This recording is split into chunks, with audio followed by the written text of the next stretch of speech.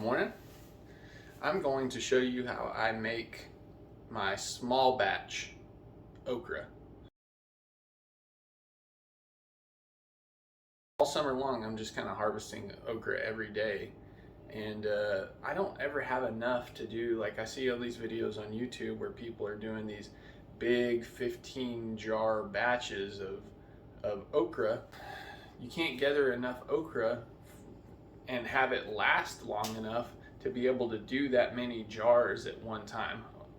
So I mean, you can obviously freeze it and put it in your freezer and have it for frying and put in gumbos or whatever you want to do with it, but I'm talking about pickling it. I'm not consistently getting enough okra. We've got, I think, like 30 plants out there, and we're still getting 10 pods per day. And that's enough to make a jar of okra every couple days. But another thing is, I'm just consistently making them all summer long, and I'm consistently eating it all summer long. And maybe by the end of the summer, it'll just be, I always notice that the okra seem to produce more at the tail end of the summer when it's just blazing hot, but it just seems to produce more right at the end. But for now, I'm just making these okras to eat and enjoy. So I'm going to show you how I do it. There's no canning, no water bath process involved with this, and it's pretty simple. It takes, I don't know, 20-25 minutes or something like that. So let's get going. This is our okra. We got okra here and some over here. I like to plant a lot because I eat a ton of okra. I like to pickle it, I like to fry it, put it in gumbos. You know, there's a lot of different stuff that you can use okra for. And they're just a pretty plant. Look at that. Look at these beautiful flowers. Really enjoy them. We plant them a little bit closer together than recommended. I think it's not a big deal. Sometimes they'll grow over each other and one will be stunted every now and then, but for the most part, they're all right. And also with the wind we get here up in the Panhandle, Texas, this just kind of helps keep them stabilized. This is a really pretty shot.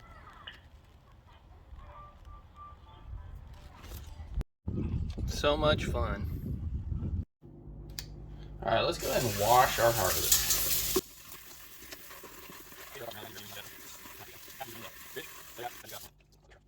Second part of this process is kind of figuring out what amount we'll be able to fit in some jars here. I don't know, are we going to be able to get 2 small jars or just 1 big jar with it? Because I like to put garlic and onion in with mine as well. So this is just measurements right now. And I mean, obviously we're going to cut these down just a little bit, but I just kind of take a quick inventory of the okra and see what we can fit in here. I like these wide mouth jars. Let's see if I can fit these all in one. Just make one bigger jar.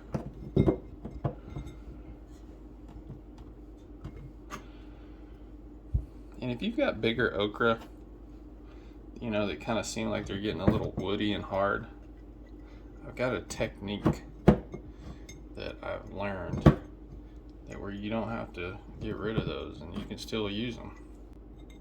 So you got to think, you got your okra, you got your onions, you got garlic.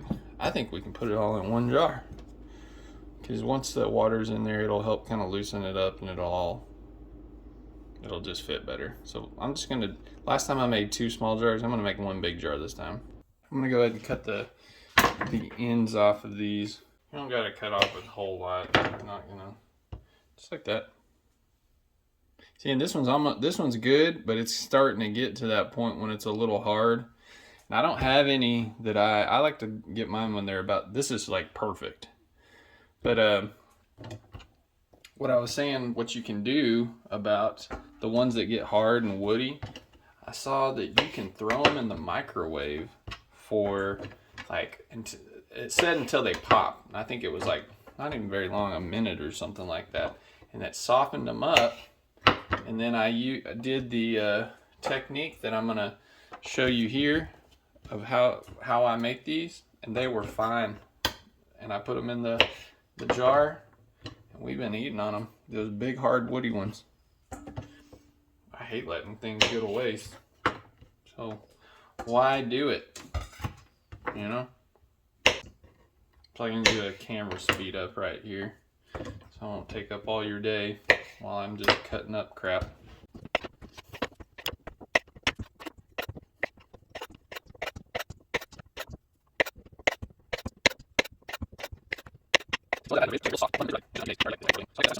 Garlic.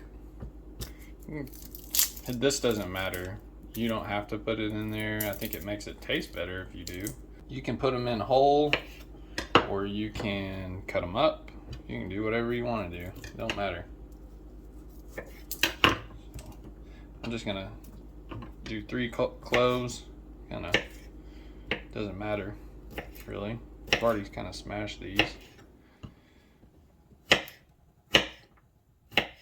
I've also got this older this jalapeno that was starting to kind of go, that I just never used. I am going to throw this bad boy in there too. Whoo, that pepper smells mean. Measure out how much water you're going to need versus your vinegar. We're making a 2-part, 1 part water, 1 part vinegar mixture. So this is the jar that we're going to be using. I'm just going to fill this up halfway. Super easy, eyeballing it. We're obviously not going to use this entire amount. There's some that's going to be steamed off during the process, because you're going to be filling this up with volume with okra, and you're not going to need all the liquid that you're going to make. But like I said, some of the liquid is going to be steamed off while you're cooking it. All right, if you're wondering how much water that was, I said just eyeball it, but I thought, for the sake of the video. So you're just about at 1.5 cups of water here. So we're going to be at like 3 cups total. Let's go ahead and pour our water in here. All right, next we're going to be using Bragg's. It's the best one you can get. Apple cider vinegar. Go ahead and fill up my measuring cup here, 1.5 cups.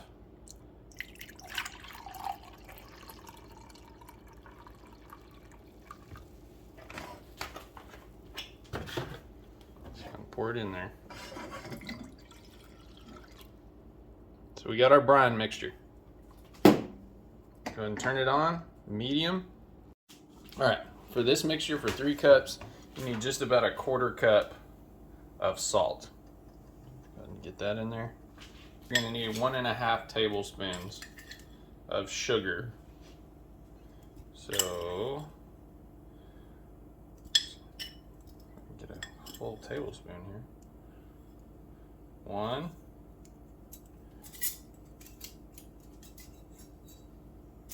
And a tablespoon is just about 3 teaspoons.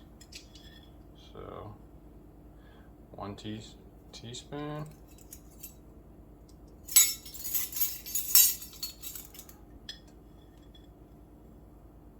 One and a half tablespoons.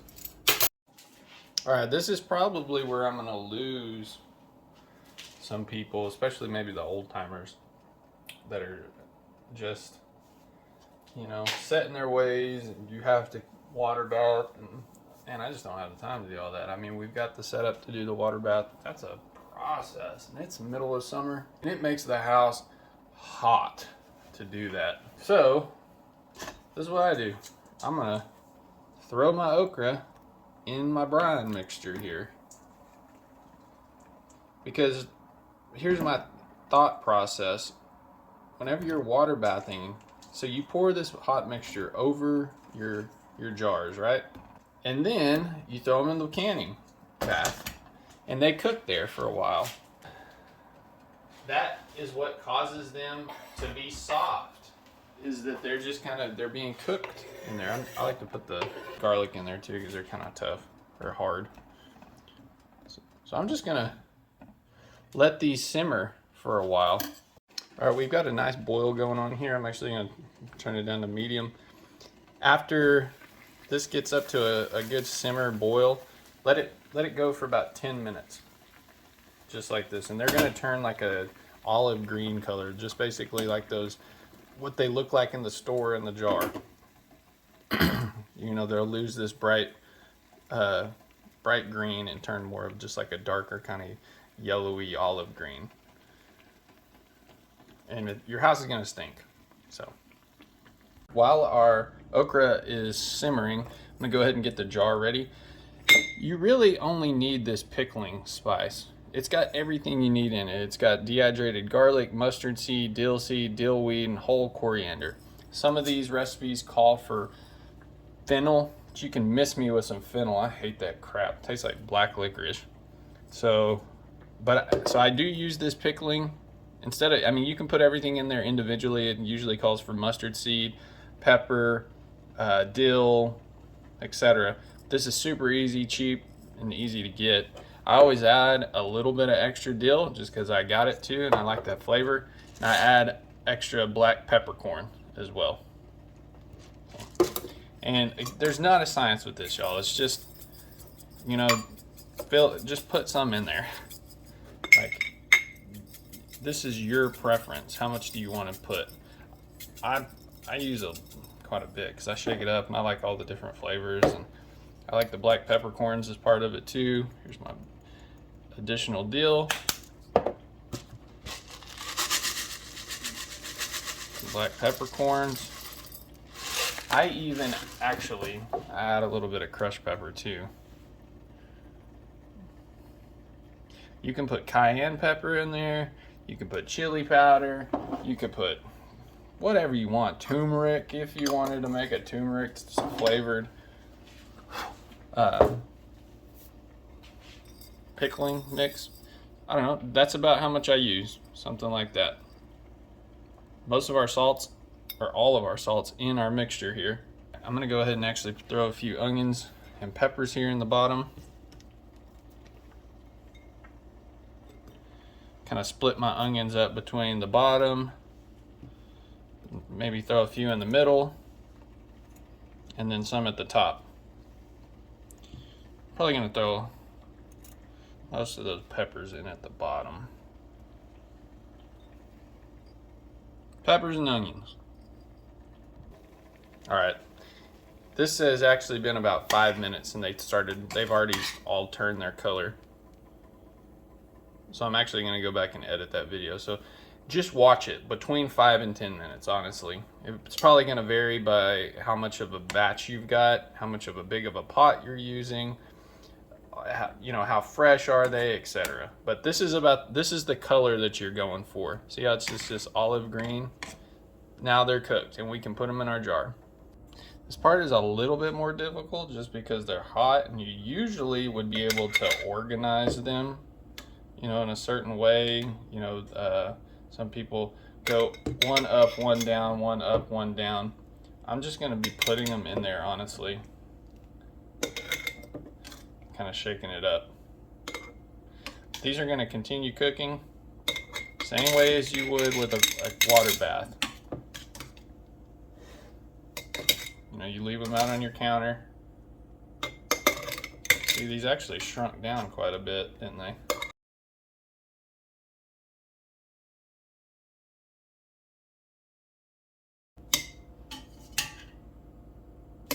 Okay, we got our garlic pieces in there. I'm gonna go ahead and throw the rest of those peppers in there and some more onion. Oh boy. You could honestly eat these right now if you wanted. They don't have to sit. They do get better the longer they sit, but they're good to eat now. All right, I'm gonna take this brine now, just pour it over it.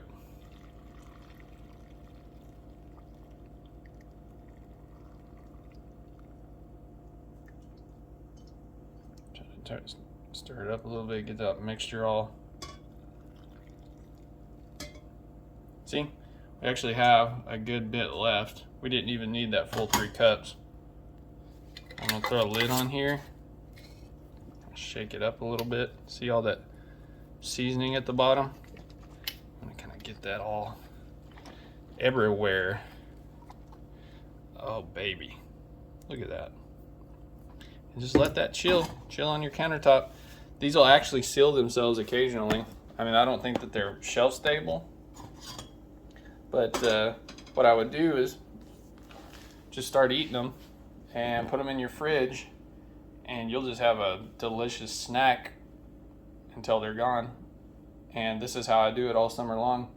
You know, I just, unless I'm buying them in bulk, or I don't know how people, you know, if they're just, you've got 100 different okra plants where you could be canning enough to save some every time. That's, I guess, how it would work. But for me, I'm picking okra daily. They only last about a couple days before they start wilting, and I just put them in a jar and do them just like this and eat them.